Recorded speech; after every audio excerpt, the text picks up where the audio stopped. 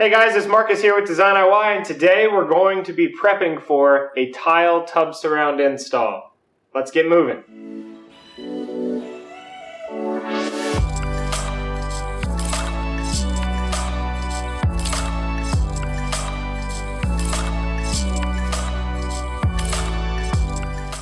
Hey guys, you're watching DesignIY, and today we're looking at preparation for a tile tub surround install. What all is going to be involved? Well, there's a couple key things, and we're going to get to them in this order.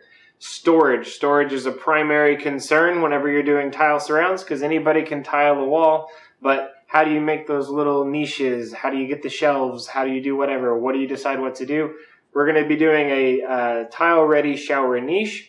Then we have our cement board install. We have to have a substrate to tile to that expands and contracts at the same rate as tile so that we can avoid cracking. And then, of course, we have to waterproof. Tile is not waterproof. It's number one misconception pretty much out there about tile showers and tile surrounds. Tile is not waterproof, so we have to waterproof it in such a way that we can actually install mortar and tile over the top of it. After that, it'll be all ready for tile. So number one thing, let's talk about storage. How do we place it? Where do we put it? How do we even do it? Let's take a look at what I did. I kind of wanted to go over this tile-ready niche. This is from American Standard. So basically, it's a solid acrylic or plastic. It's just really hard plastic that you can tile straight to, so it'll expand and contract at a similar rate as the mortar and the tile that you're putting in so that it doesn't separate.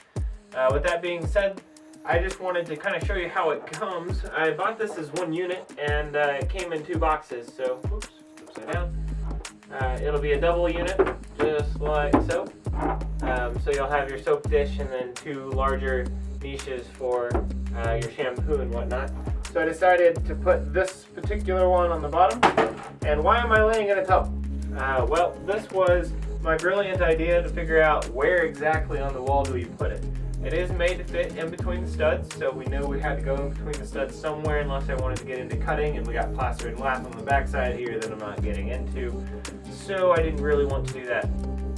The first thing I did is just use a benchmark. Use yourself, right? So I'm 6'2", and so I decided to lay down in my tub and figure out what would be a nice, easy height to grab something at. And then once I found that height, I also figured out, once I put the top shelf up there, if I was in the shower standing up, then would that also be a nice height? And I found the answer was yes for both of them, but then I lowered it about an inch, inch and a half, because I'm 6'2", and not everybody is as tall as I am. Plus we're gonna stack tile on top of here, so I'm gonna lose 3/8 of an inch anyway. Once this is in, this is a 1/2 inch thick, so you just cut your cement board right around it. The instructions actually call for making sure you have silicone in all of the screw holes, and then also on your outer edge in between your cement board and these guys. Of course, we'll be going over that with mortar and with tape, and then we'll come back with our waterproofing membrane and waterproof it anyway. But even if that waterproof membrane fails, the silicone will be there to at least help the case. So number 2 thing, cement board, actually getting the board on the wall so we have something to actually tile to. Pretty simple. It's just like hanging drywall, except for it's not drywall, it's cement, so you use a special screw. But other than that, it's pretty simple. Alright, so I got my first few sheets of cement board cut. Before we put these on, is that you want to actually seal the bottom side here with silicone sealant. At least that's what it calls for in the tub instructions when you're doing a tile surround. So even though it's got the little bit of a flange here, the water dam, every bit of assurance that we can have to make sure the water does not penetrate our tile surface, the better off we'll be. We'll be screwing the hardy backer to the studs with these, they're called hardy on, and they're screws specifically for hardy backer.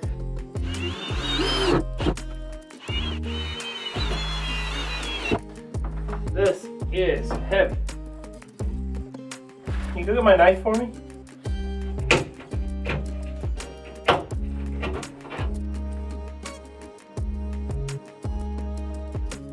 Pretty sure the tip of the knife just broke off inside my skin. To get to the shower head, and we'll also have to cut out for our valve and our tub spout. So this is going to be a tricky one.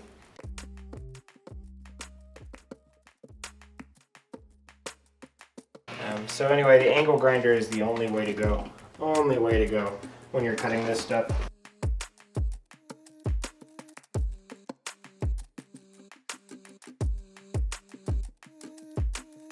Well guys, we didn't get near as far as we wanted to.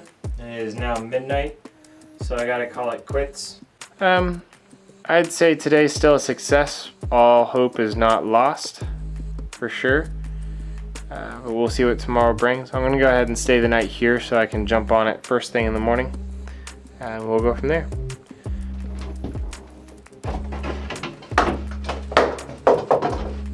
Oh, are you serious?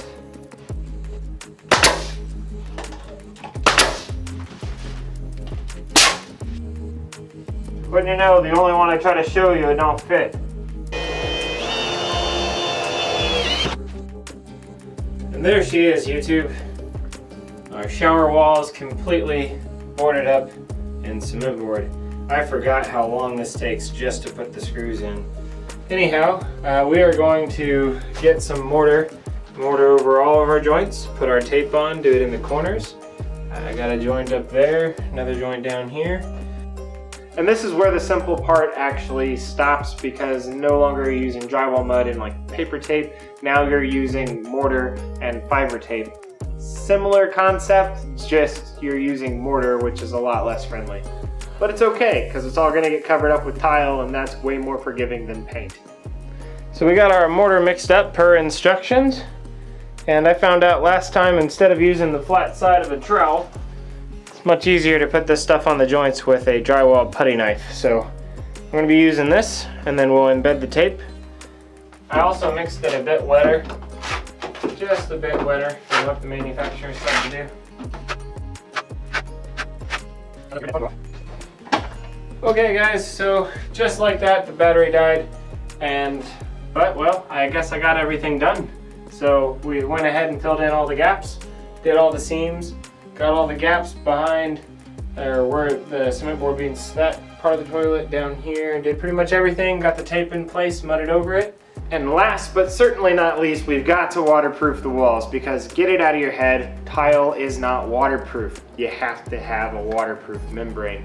There are several different options to you, but we're using a paint-on product, this product, and it comes in a gallon pail just like this, but it's super thick. You put it on with a trowel if you want to, but we're gonna go with the traditional brush and roller. And unfortunately, my video files were all corrupted of me putting it on, but let's be honest, you don't wanna sit there and watch me paint. It's hard enough painting yourself.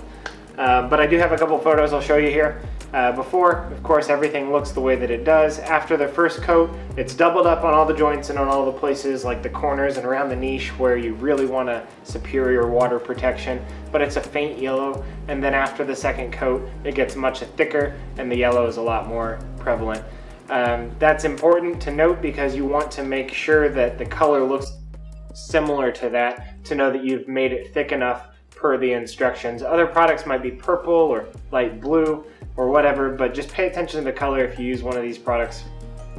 At this point, we are ready for the tile, but I am gonna backtrack. You noticed a couple lights that were on in the photos. I did complete the electrical between steps 2 and 3, and I'm gonna release that video next week. So there we have it, all 3 steps completed. We've taken care of our storage, we've installed the cement board, and we've waterproofed our shower. Now we just have to tile it. But of course I want to backtrack a little bit next week and take care of the electrical that you install in between steps 2 and 3.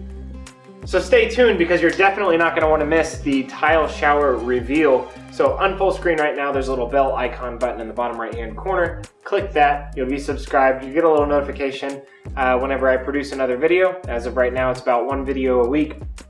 If you like this video, you found it insightful in any way, while you're at it, go ahead and hit that like button. It really helps me out and I really appreciate it. If you like this content or you see some potential, go ahead and drop me a comment. Tell me what you'd like to see in the future, or just tell me you like what you're seeing already. Either which way, I'd love to interact. But for right now, this is Marcus with DesignIY. I'm signing out. We'll see you guys next week.